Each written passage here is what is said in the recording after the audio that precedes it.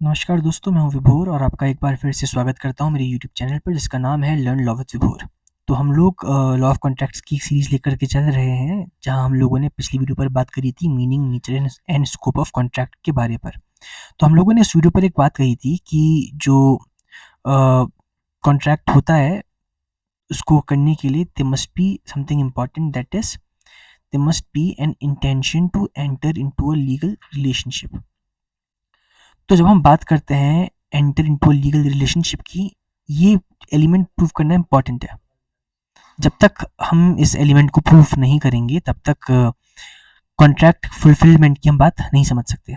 ठीक है, तो हम लोगों ने पिछली वीडियो पर इस बात को अच्छे से समझा है कि कॉन्ट्रैक्ट कैसे होता है, क्या होता है। लोगों ने बोला था कि पहले एक ऑफर होगा, वो ऑफर अगर एक्सेप्ट हो जाएगा तो बनेगा प्रॉमिस। प्रॉमिस पे अगर हम कंसिडरेशन डाल देंगे तो बनेगा अग्रीमेंट, और वो अग्रीमेंट अगर लॉ से इन्फोर्सिबल हो जाएगा तो बन जाएगा कॉन्ट्रैक्ट। तो हम लोगों ने इन तीन चीज़ों को समझा था। अब कॉन्ट्रैक्ट बन गया। कॉन्ट्रैक्ट जब बन जाएगा तो कॉन्ट्रैक्ट बनने के लिए हम लोगों ने कहा था कि to enter into a legal relationship is must. तो जब हम बात करें to enter into a legal relationship की, इसको हम प्रूफ कैसे करेंगे, इस बात को समझना इंपॉर्टेंट है। तो जब हम बात करते हैं to enter into a legal relationship की, तो सबसे पहला चीज़ जो हमको देखनी पड़ेगी वो ये देखनी पड़ेगी, क्या जो कॉन्ट्रैक्ट है वो ओरल है या रिटन है। अगर कोई चीज़ रिटन पर है तो आप इजीली प्रिज्यूम कर सकते हो कि जो दूसरी पार्टी है जिसने इसको लिखवाया था, उसका इंटेंशन था कि वो एक लीगल रिलेशनशिप के अंदर आना चाह रहा है। उसके अलावा अगर हम बात करें कोई केस के फैक्ट्स एंड सिचुएशंस की, जो केस के फैक्ट्स होंगे, अगर हम फैक्ट्स को जाकर के देखेंगे तो हमको समझ में आएगा कि जो केस के फैक्ट्स हैं वो साफ साफ बोल दे रहे हैं कि केस में क्या है। राइट, तो जो कोर्ट के केस के फैक्ट्स एंड सर्कमस्टेंसेस हैं वो हमको बताएंगे कि क्या एक लीगल रिलेशनशिप पर आने का पर्पज है, नहीं है। क्योंकि जो फैक्ट्स हैं ऑटोमेटिकली बोलते हैं कि केस में क्या हुआ है। उसको देख करके आप जज कर सकते हो कि हाँ, क्या एक रिलेशनशिप पर आने की बात करी गई है या नहीं गई है। उसके अलावा अगर जो अग्रीमेंट है वो सिर्फ और सिर्फ सोशल अग्रीमेंट होगा तो सोशल अग्रीमेंट के केस पर कभी भी लीगल रिलेशनशिप, लीगल इंटेंशन की बात नहीं आती है। और इसका कारण क्या है? इसका कारण ये है कि ये सिर्फ एक सोशल अग्रीमेंट है। इस जो सोसाइटी के लोग हैं वो आपस में अग्री कर रहे हैं फॉर पर्टिकुलर पर्पस। जो हमने एग्जांपल लिया था पिछली वीडियो पर, पापा और बेटे का और दोस्तों का मूवी जाने के लिए, वो यहाँ फॉल करता है। वहाँ पर कोई लीगल इंटेंशन होता ही नहीं है, क्योंकि सिर्फ सिर्फ एक सोशल अग्रीमेंट है। आप सोशली बोल रहे हो, सोसाइटी में रहने के लिए आप काम कर रहे हो, दैट्स इट। तो वहाँ पर कोई लीगल रिलेशनशिप नहीं होता है। ठीक है, तो ओरल और रिटन और फैक्ट्स ऑफ द सर्कमस्टेंसेस जो हैं वो प्रूव करने में हेल्प करती हैं कि क्या लीगल रिलेशनशिप था या नहीं था। अब इसको हम समझने के लिए कुछ केस लॉज लेंगे। तो पहला जो हम केस लॉ ले रहे हैं वो है बेल्फर वर्सेस बेल्फर का।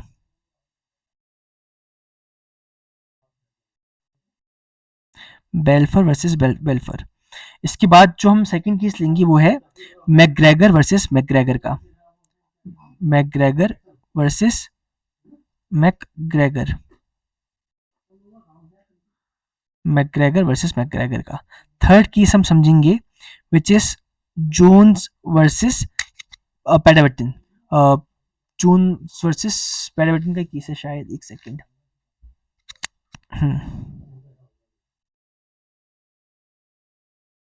Jones versus पैडावटिन।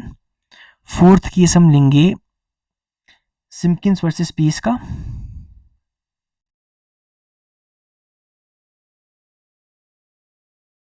और लास्ट केस हम लेंगे मेरिट वर्सेस मेरिट का।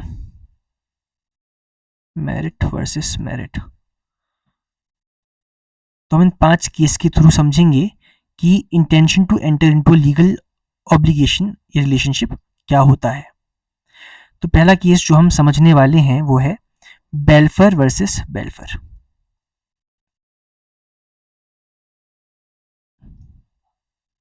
अब इस बेल्फर वर्सेस बेल्फर के केस पर क्या हुआ था, मैं इसको सिंपल उसमें समझाता हूँ।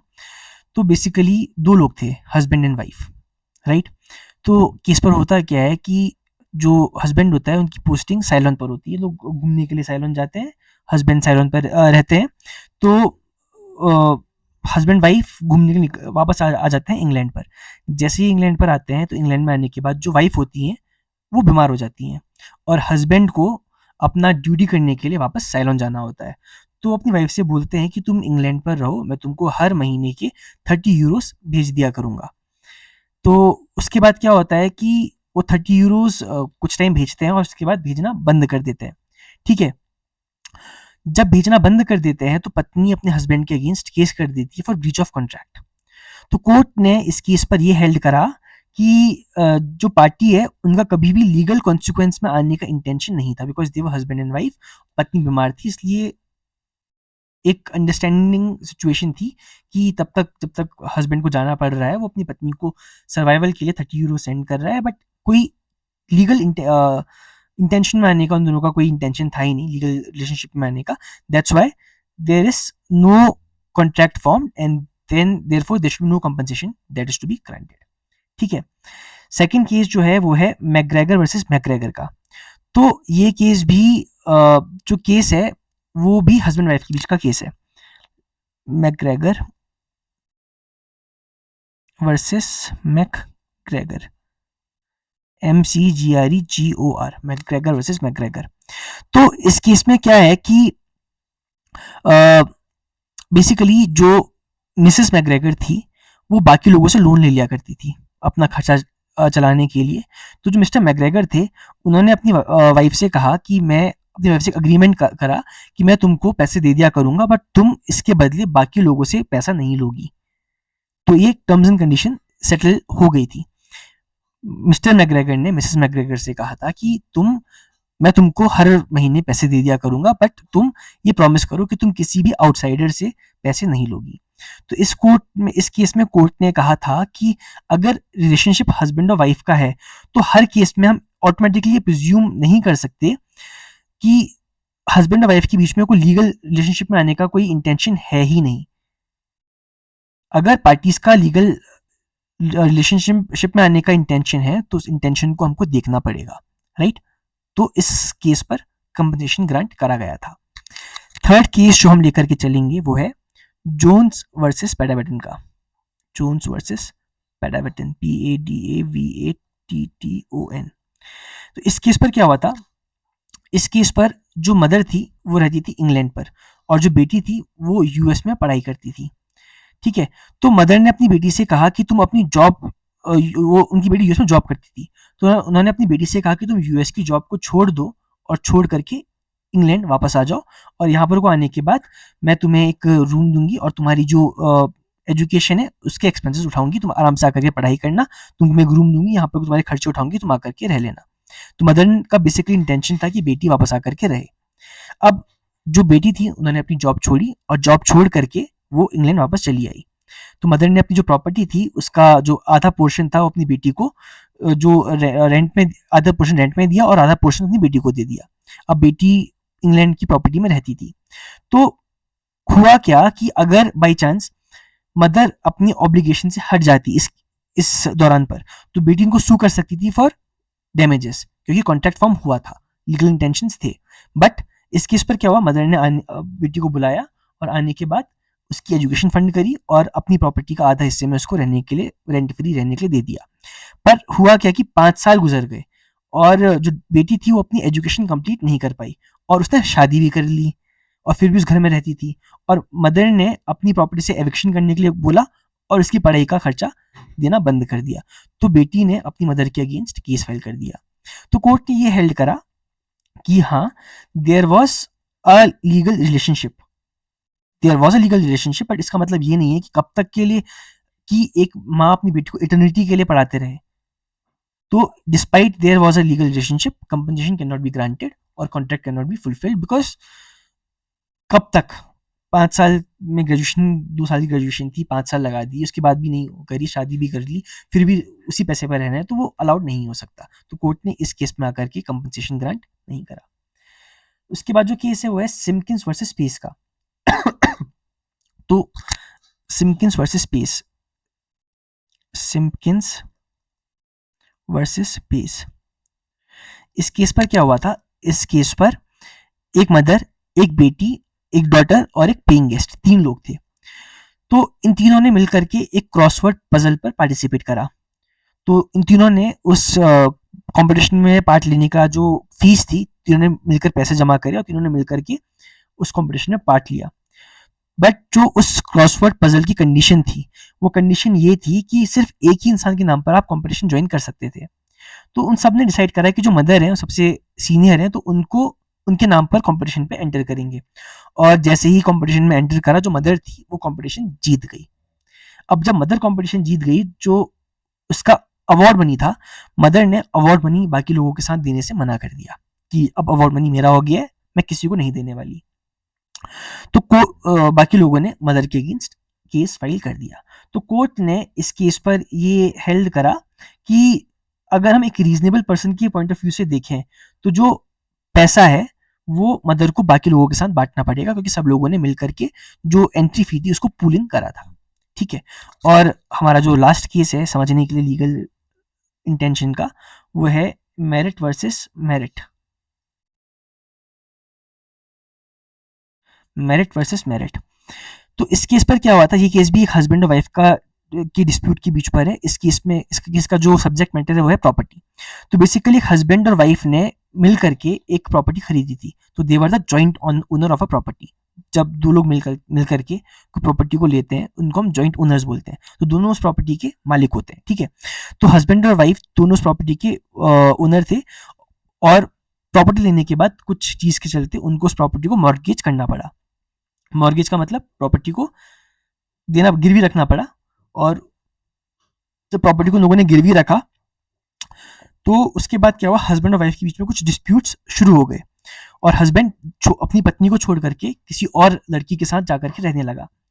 अब इस बीच पर क्या हुआ कि जब डिस्प्यूट बहुत ज़्यादा बढ़ गया था, तो जो वुमेन है उसने कहा कि जितना भी बैलेंस बचा है मॉर्गेज का, हस्बैंड ने कहा कि तू दे, मैं पैसा नहीं देने वाला इस प्रॉपर्टी का। तो सारा जो जिम्मा था प्रॉपर्टी का, वो अब उस औरत के ऊपर आ गया। तो और जो हस्बैंड है वो अपनी प्रॉपर्टी का जो शेयर है वो उसको ट्रांसफर कर देगा। तो पत्नी ने अपना जितना सब कुछ था, जो प्रॉपर्टी का जो मॉर्गेज का अमाउंट था, वो सबका सब पे बैक कर दिया। पर जो हस्बैंड था उसने अपना हिस्सा देने से मना कर दिया। तो कोर्ट ने इस केस पर यह कहा कि ये हस्बैंड और वाइफ के बीच पर एक वैलिड कॉन्ट्रैक्ट था, और हस्बैंड को अपना पार्ट फुलफिल करना पड़ेगा। तो इन केस पर हमने देखा, बेलफेयर वर्सेस बेलफेयर पर क्या था? कोई इंटेंशन नहीं था, क्योंकि हस्बैंड और वाइफ घूमने के लिए गए थे, वाइफ बीमार पड़ गई थी। तो हस्बैंड ने कहा था कि अपनी पत्नी की सिक्योरिटी के लिए वो इसको हर उसके 30 यूरोस पे करेगा, राइट। तो यहाँ पर कोई इंटेंशन नहीं था कि कोई लीगल रिलेशनशिप पर आए। मैग्रेगर वर्सेस मैग्रेगर पर पति ने पत्नी से कहा कि तू कहीं और से पैसे मत लेना, मैं उसके बदले तेरे को पैसे दूंगा। तो पत्नी ने पैसे लेना बंद कर दिया। अब पति का ड्यूटी है कि पत्नी को पे करे। तो यहाँ पर को पत्नी कह सकती है कि उसका इंटेंशन था लीगल रिलेशनशिप में आने का, वरना तो वो किसी और से पैसे ले लेती। Same goes of Jones versus पेडावेटन।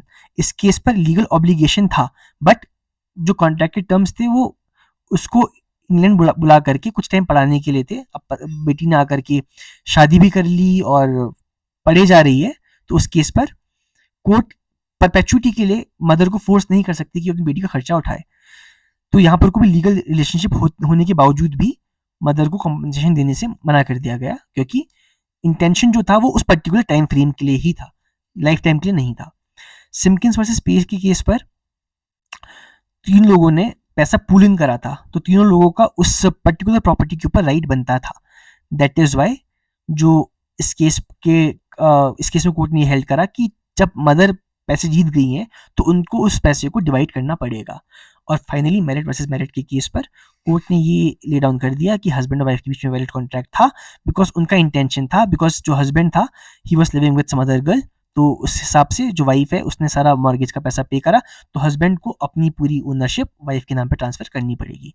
तो आई होप आपको ये वीडियो पसंद आई हो। अगर पसंद आई तो चैनल को लाइक कर देना, सब्सक्राइब कर देना, और ऐसी वीडियो के लिए मुझे फॉलो करते रहे। Thank you so much for watching this video. जल्द मिलेंगे नई वीडियो के साथ।